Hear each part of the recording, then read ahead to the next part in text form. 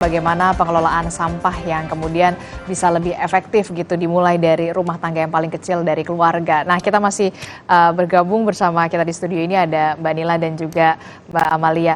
Saya ke Mbak Amalia dulu. Mbak Amalia, ini kan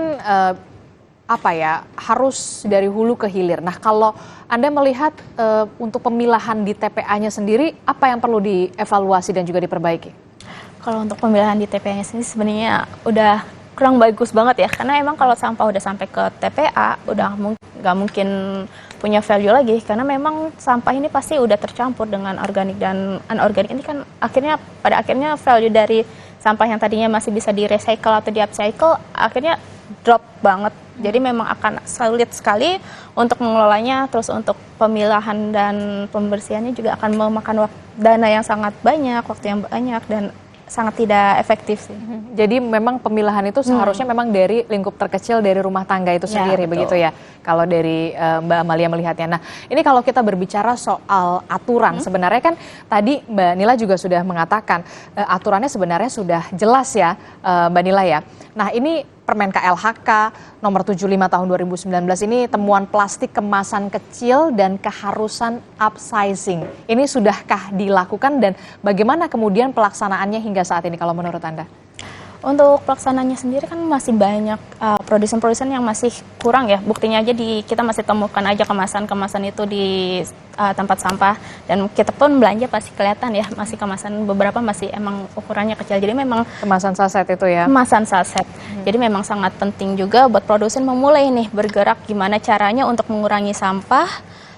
Mungkin dari upsizingnya atau redesainnya, supaya dia bisa meminimalisir sedikit mungkin sampah dari kemasan produknya tanpa mengurangi kualitas dari produknya itu sendiri. Kalau Mbak Nila melihatnya bagaimana soal permen KLHK ini, kan sebenarnya sudah aturannya memang sudah jelas begitu ya. Masih belum optimalkah kemudian itu dilakukan? Ya belum ya Mbak, sangat-sangat belum optimal ya. Karena satu sisi begini ya, upsizing artinya kan mengurangi kemasan-kemasan kecil. Nah, padahal kemasan kecil ini buat mereka atau teman-teman yang ekonomi ke bawah itu sangat sensitif ya. Harga itu sangat sensitif gitu loh. Jadi kalau mereka punya uang, mereka bisa keramas misalnya ya, dengan membeli sampo secara murah 1.000, 2.000 gitu ya. Tetapi kemudian menimbulkan masalah karena kemasannya jadi menumpuk dan sulit untuk didaur ulang. Jadi satu itu kemarin dari Dinas Lingkungan Hidup ya, mereka sudah, kami salut sih, sudah membuat TPS, merencanakan membuat TPS 3R. Jadi TPS nggak sekedar tempat buang sampah, tapi juga di situ ada kegiatan composting, kemudian daur ulang untuk yang plastik-plastik juga ada. Itu penting sih, karena kalau dari masyarakat sendiri kita tidak bisa mengharapkan lebih ya. Misalnya disuruh recycle daur ulang sisa-sisa makanan, nggak ngejar gitu loh Mbak.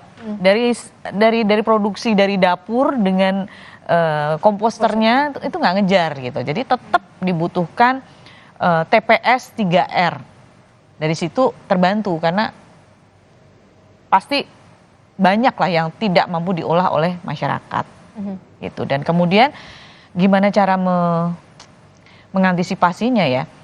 Satu hal begini, kalau misalnya saset ini mau dihilangkan, berarti dari pihak produsen boleh nggak kalau misalnya mereka tuh lebih banyak menjual produk-produk dalam bentuk curah, gitu ya. Walaupun memang ada beberapa ya sekarang ya sudah ada beberapa yang dilakukan, tapi belum optimal ya, karena belum masih optimal. sedikit sekali dan Ya, baru betul. di beberapa kota besar seperti DKI Jakarta. Ya, dan itu harganya nggak bersaing ya. Ya betul. Kalau seandainya nih ya, mimpi saya nih ya, ada vending machine di itu mimpi saya juga sebenarnya. gitu ya. Oh gitu ya.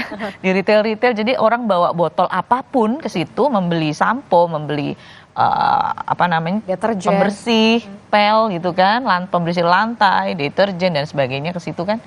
Itu menarik dan saya rasa sih progresnya akan lebih cepat ya. Tapi ini bisa dilakukan oleh produsen sebenarnya? Atau ya harusnya harus bisa. ada goodwill dulu? Oh iya tentu, jadi ada niat dulu sih. Dan pemerintah juga harus dukung itu. ya kan? Jadi produsen tidak hanya menjual, menghasilkan, mendistribusikan, tapi juga harus memikirkan gimana nih cara baliknya nih kemasan-kemasan ini, ya kan? Nah, caranya seperti itu. Kalau memang nggak mau pusing dengan kemasan, ya jual curah lah. Jual curah itu ialah yang kemudian menjadi mimpi kita juga begitu, harapan kita supaya bisa dipermudah begitulah konsumen, supaya kita bisa dari ibu-ibu nih dari rumah udah bawa botol-botolan, jadi nggak usah pas nyampe rumah gunting sudah gitu ada sampah lagi, itulah yang kemudian kemasan-kemasan refill itu sebenarnya nggak solutif juga sih, ya kan? Tetap ada sisanya dan susah Terakhir apa yang ingin disampaikan supaya kita bisa dari lingkup terkecil keluarga punya awareness yang benar-benar ya ini harus dari lingkup terkecil, dari keluarga, dari rumah tangga untuk memilah sampah ini. Ya, untuk pemilahan ini tentu ya harus dari sumber gimana pun caranya, jangan sampai ke TPA udah dalam bentuk kantong administrasi sehingga gak bisa lagi diapa-apain. Tapi untuk itu juga tentu dari rumah tangga kan akan disampaikan juga ke bank sampah mungkin atau kemana. Dan dari pengelola ini juga harus ada yang mengangkut, sehingga dari produsen juga memang harus banget dari produsen memulai bagaimana caranya memikirkan mengambil kembali sampah-sampah kemasannya ini sehingga bisa menjadi bahan baku mungkin dalam rantai sirkular ekonomi, sehingga tidak menjadi masalah lagi di TPA dan TPS, sehingga apa yang masuk ke TPA ini ya cukuplah sampah-sampahnya udah nggak ada value-nya lagi gitu sih. Jadi ya kalau memang masuk ke TPA benar-benar sampah yang memang benar tidak ada value-nya lagi begitu, itu yang kita harapkan, dan memang harus dari lingkup terkecil dulu, awareness-nya dari keluarga begitu ya. Terakhir Mbak, ajakan seperti apa sih untuk kita semua supaya bisa lebih sadar, dan juga untuk produsen juga harus ada solusinya supaya kita juga kalau misalnya produsennya sudah memang punya solusi ya kita pasti akan ikut gitu loh. Silakan Mbak. Kalau dari saya sih mengajak semua stakeholder ya, baik dari pemerintah, produsen, masyarakat, yuk kita ngebut yuk gitu ya. Ngebut gitu. Artinya jadikan ini sebuah gerakan massa ya. Jadi bersama-sama, nggak lagi sporadis, masing-masing kerja sendiri-sendiri ya kan. Jadi ya berharap pemerintah bisa mengatur itu, membuat sistem di mana semua orang bisa bekerja sama bareng, satset gitu loh. Jadi tercapai ya itu target nomor 75 tadi ya, Permen nomor 75 itu tercapai. Oke, ini kita harus ngebut juga, harus satset juga ya, supaya jangan sampai kemudian laut kita tercemar begitu ya, dan ini kita lakukan ya untuk anak cucu kita, keturunan kita, jangan sampai kemudian mereka kena dampaknya yang dari beberapa ribu tahun yang lalu. Terima kasih Mbak Amalia dan juga Mbak Nila telah bergabung bersama kami untuk perspektifnya. Semoga berguna. Saudara, informasi lain yang juga akan hadir di Sapa Indonesia Pagi, jangan kemana-mana. Saudara, mantan Ketua MK Anwar Usman kembali dilaporkan atas dugaan pelanggaran etik karena mengajukan surat keberatan terkait dengan pengangkatan Ketua MK baru yakni Soehartoyo. Informasinya akan hadir sesaat lagi.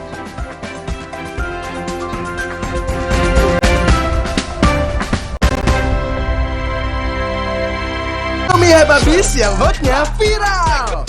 Hot kuah sebelaknya